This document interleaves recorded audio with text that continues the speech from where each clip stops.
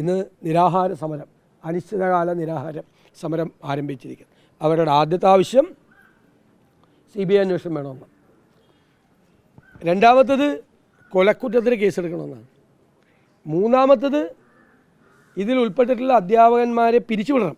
ഇന്നലെ ഒരാൾ അഹങ്കാരം പറഞ്ഞിട്ടില്ലേ, ആരെ ഡീൻ സെക്യൂരിറ്റിക്കാരൻ്റെ ജോലിയല്ല എനിക്കെന്ന്. എന്തൊരു അഹങ്കാരമാണ് പറയുന്നത്.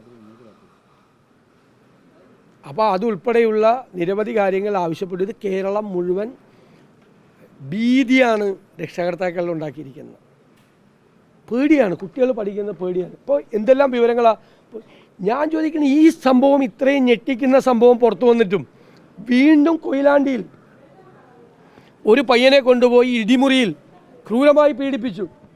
അപ്പോൾ എന്താ അതിൻ്റെ പ്രഖ്യാപനം?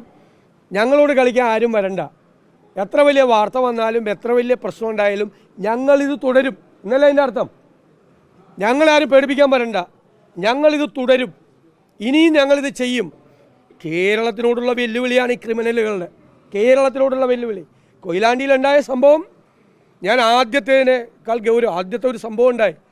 അപ്പോൾ വേണമെങ്കിൽ പറയാം നമുക്ക് ഒറ്റപ്പെട്ട സംഭവം അങ്ങനെ എങ്ങനെയെന്നൊക്കെ പറയാം. അതല്ലല്ലോ, ഞങ്ങൾ ഇനി ഇത് ചെയ്യും എന്നൊരു വിദ്യാർത്ഥി സംഘടന ഈ മുഖ്യമന്ത്രിയുടെ തണലിൽ നിന്നുകൊണ്ട് കേരളത്തെ വെല്ലുവിളിക്കുകയാണ്. ഞങ്ങൾ ഇനി ഇത് ചെയ്യുമെന്ന്. അങ്ങനെയാണെങ്കിൽ നമുക്ക് കാണാം. അതാണ് ഞങ്ങൾ പറയുന്നത്. അങ്ങനെയാണെങ്കിൽ നമുക്ക് കാണാം. അതാണ് ഞങ്ങളുടെ മറുപടി. അങ്ങനെയാണെങ്കിൽ നമുക്ക് കാണാം. ഇത് ഇനി ഇവർ ആവർത്തിച്ച് നമുക്ക് കാണാം. അതാണ് ഞങ്ങളുടെ മറുപടി. അവർ വെല്ലുവിളിക്കുകയാണ്, കേരളത്തെ മുഴുവൻ വെല്ലുവിളിക്കുകയാണ്. ഇന്നിപ്പോൾ പഴയ PTA പ്രസിഡന്റ് വന്ന് പറഞ്ഞു കേട്ടില്ലേ, മകനെ SFIയിൽ നിർബന്ധിപ്പിച്ച് ചേർത്തു, എന്നിട്ട് അവൻ്റെ ചോര കൊണ്ട് ചുമരിൽ SFI എന്ന് എഴുതിച്ചു. എന്ത് കാടത്തം നിറഞ്ഞ സംഘടനയാണിത്, എന്ത് അപരിഷ്കൃതമായ സംഘടനയാണ് ഇവരെല്ലാവരെയും ഭീഷണിപ്പെടുത്തി ഭരിക്കുക.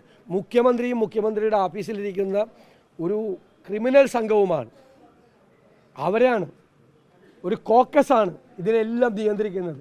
എന്തു വൃത്തികേടുകളാണ് സംശയിച്ചത്.